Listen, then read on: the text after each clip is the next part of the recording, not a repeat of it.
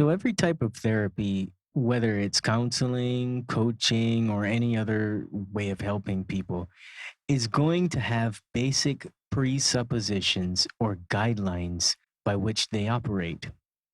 So, in the next few videos, I will explain briefly what these guidelines are and how they will help you best understand how, as Aaron Beck says, the quality of our thoughts impact how we relate to our everyday situations and experiences.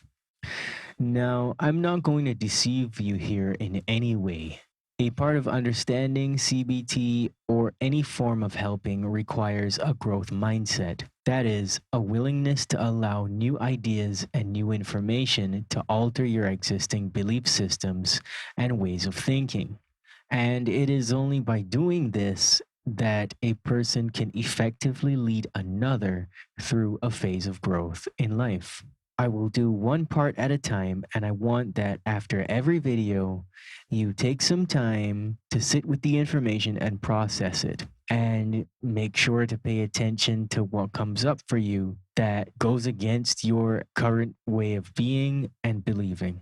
The first idea is that we are never victims of circumstance or situations. Our brains simply process and interpret information and experiences.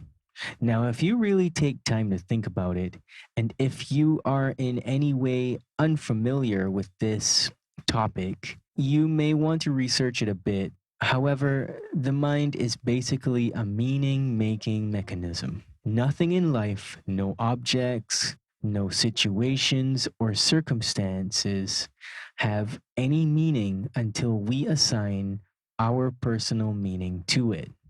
And what we tend to do automatically is when we have some experience, like we are subject to some experience, we are hurt in some way or by someone, we experience rejection, or we are on the receiving end of anger or any other circumstance.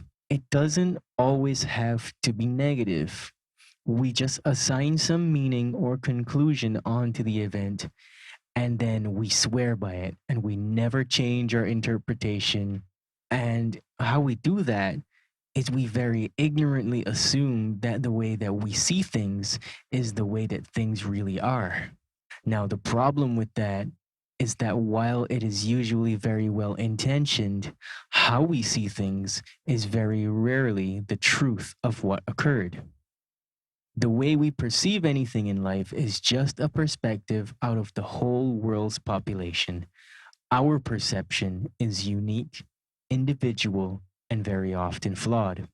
So, two people can look at exactly the same situation and see two completely different things.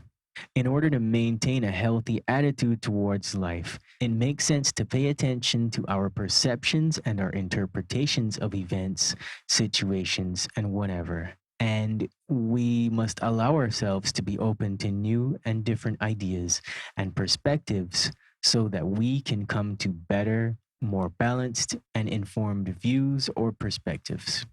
We can choose the attitude that life is happening to us or that it is happening for us. It's happening for us to learn, to grow, to adapt, and to become better. If we are of the mindset that life is happening for us, then that means that we are doing our best to process and understand and appropriately process information and experiences. Now, don't get me wrong at all. What I'm not saying is that some experiences are not unfavorable or detrimental.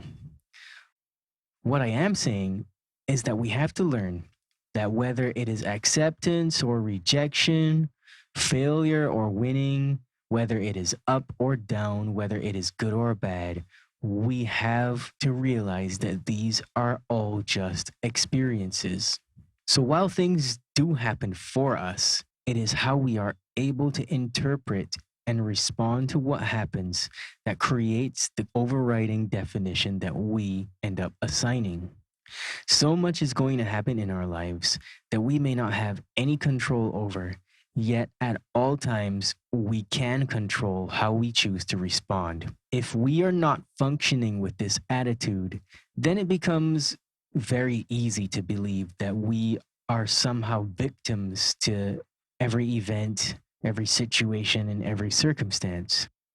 When people are thinking about their lives in this way, it can leave them oftentimes feeling disempowered and frustrated and bitter, helpless and hopeless, depressed, all kinds of things. And like they are just powerless to affect any change in their lives.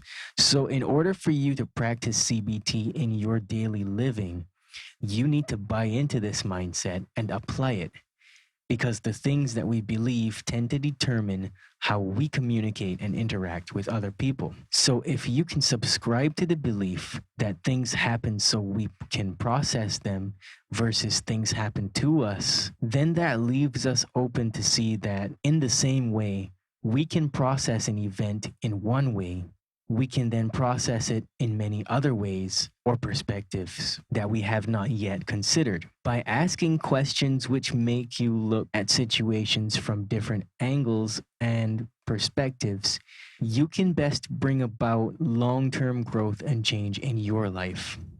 You can do the same for others, not change them, because you can't control others or change them. You can lead them to alternate conclusions about themselves and their life circumstances by asking relevant questions which allow them to interpret and understand things and themselves much better. Always remember that it is quite uncompassionate to treat a person as though they are broken and try to fix them. People mainly want to be listened to, accurately heard, and understood. And this is an idea that we will look at in the video to follow.